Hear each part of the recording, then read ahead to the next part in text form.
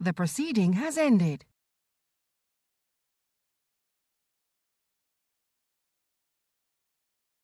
The proceeding has ended.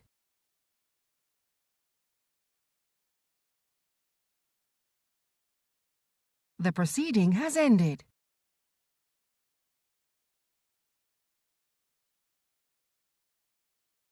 The proceeding has ended.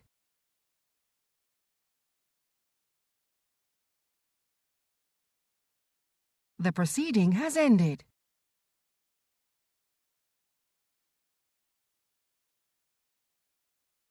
The proceeding has ended.